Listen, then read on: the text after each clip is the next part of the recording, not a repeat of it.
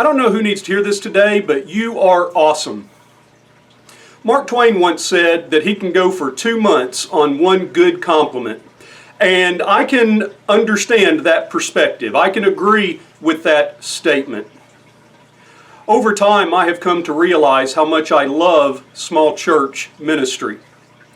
There was a time years ago when, as a young minister, I fell into the same trap that many people do, and that is the idea that I want to be a minister at a larger congregation, possibly make more money, and so on and so forth. The clout that goes along with it when ministers get together for their monthly luncheons or whatever, and the question always gets raised, now how many people attend your congregation, as if size is the proper barometer of what makes a great church.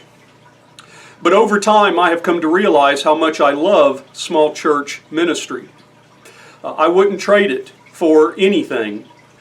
Now, in fairness, small churches and ministers at small churches face some very unique challenges that many other churches do not face. And in fairness, larger churches face challenges that smaller churches don't as well. I'm not trying to make one sound better than the other or worse than the other. But there are some unique challenges that small churches face. And I believe, whether it's because of experience, whether it's because of giftedness, I believe that the Lord wants me and has chosen me to do the task of ministry in a small church type setting. But there are some challenges that go along with that. Smaller churches do not have the same number of support staff, so on and so forth. And it can be frustrating for the small church minister sometimes. But whenever that happens, I realize just how awesome you are. Some of you may remember a couple weeks ago, worship didn't go as smoothly as I like for it to. I try to make sure before the weekend starts that everything is set up, everything is prepared. We have people who come in, make sure that the yard looks good for the weekend, make sure that the building is clean. Of course, with the water leak, the foyer is in disarray.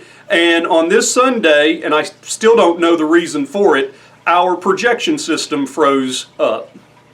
And that can always be a challenge to the song service. It can be a challenge for those who are trying to follow along with the lesson and their lesson guide that they've received. And things like that are just very frustrating for me, because I want worship to be dignified. I want worship to run smoothly. And on this particular Sunday, it just didn't happen. If you'll recall, I even forgot to start recording on the camera. It was just one of those days, and things like that are very, very frustrating for me.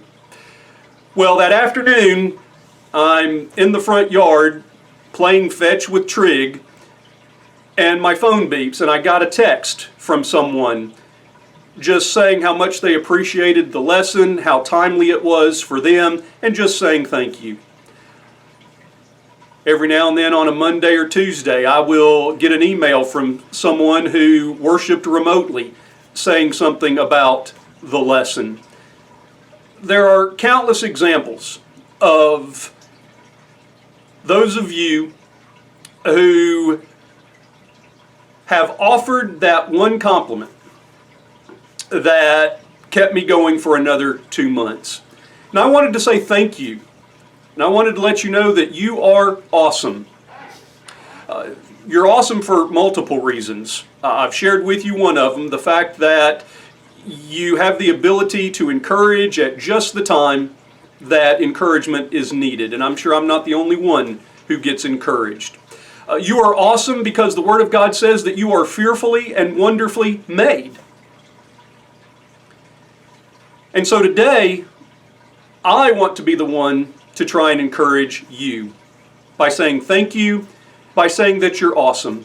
And I want to encourage not only the encouragers, but those of you who may not encourage like you would want to to seek out those opportunities to encourage. I've shared this recently. I don't remember where. It might have even been on one of the Wednesday devotionals, and if that's the case, then I apologize. But you've probably been at those businesses where they have put the sign up requesting that customers be patient with the employees.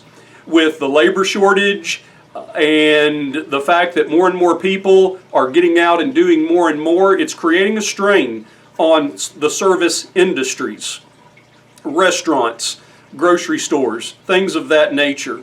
And they are asking for you to be patient with those who have shown up, those who did come to work and are trying to get your order taken, are trying to get the stocks shelved, or the shelves stocked, excuse me, on that one.